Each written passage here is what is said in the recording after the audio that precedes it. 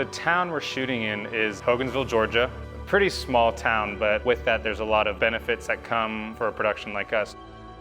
This town has really been a blessing in that sense because we talked with the event location coordinator down here and he set us up with this space and we've been able to literally do anything we want with it.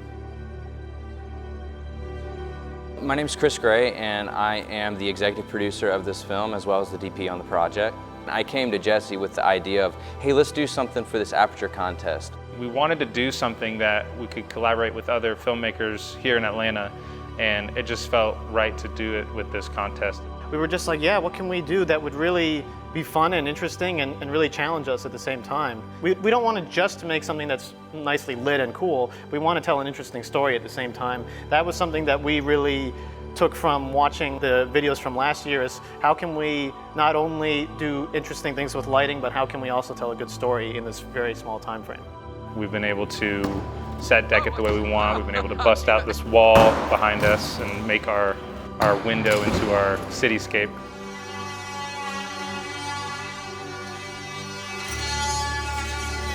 The way we were going to showcase the lighting was through the windows. We wanted to employ a certain degree of world building, and we wanted to basically bring in the outside world through the windows of our location. We knew from the beginning that was going to be the best way to do it.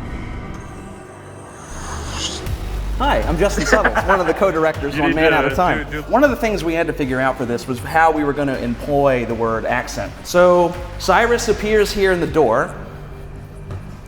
He says, the time is 11:45. At midnight, the security code for Accent Corporation's mainframe will reset. I believe he's right about here when he says that line.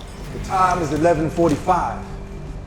At midnight, the security code for Accent Corporation's mainframe will reset. There is a 20-second window prior to reset when the system can be hacked. Not enough time to find. You know, for the majority of this film, it takes place kind of throughout this nighttime, very futuristic urban city environment. And so we mainly wanted to do like a soft kind of night feel in the room. And so for that, we used a sky panel that we got from our AD. We were able to use that off of bounce card to get a nice little ambient nighttime feel in the room. And then everything else, we had an Aputure 300D kind of shining through the window, giving us a key light coming in and kind of some of those rays of light coming in. We also had some quasars that we propped up against the window that we had set to a rainbow mode to try to get some of the city ambience into the room. One of the funny things we were thinking about at the beginning was how the heck to cover up a window this massive. And after looking at it for a while, it was like, well, wait a second, what if we just made a giant T-bone? And we ended up with a 20 by frame, just 2 10 feet of speed rail either side. And we just raised it up and it was actually really quick and really effective. It really is kind of cool how we were able to achieve a very dark nighttime look, and we literally shot this entire film in the middle of the day. Another thing that I wanted to show off was Brian's amazing little rotisserie rig here. He actually rigged this up and we've been bouncing the 300D into it to create our train light. One of the key things in this film is a train that just keeps going through and the tension builds, and so we got this cool little thing here that we can spin and we can bounce light into it to create the movement on the walls and on the subjects and the scenes.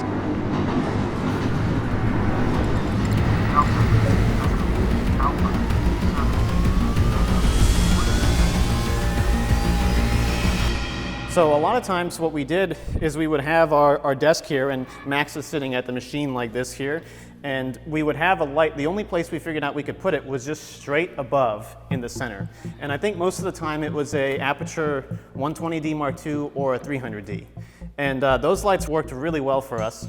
My favorite thing about them is the new Fresnel fixture. It totally was a game changer in getting a much more focused beam, a much more natural looking beam, and that just was basically our main key. So whether it was the 120D Mark II or the 300D, most of the film, when there's light hitting Max, it's coming from the 120D coming straight down here with it high enough up that we wouldn't see the reflection.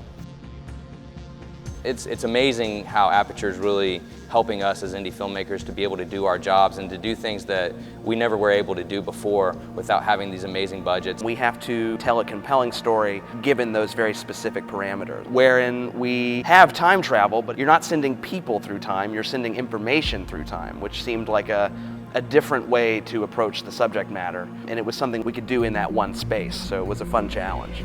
So I was just amazed at how many people were able to come together on this, were willing to come out for free and just lend their talent to us and their creativity, and how we all came together to make this amazing little film.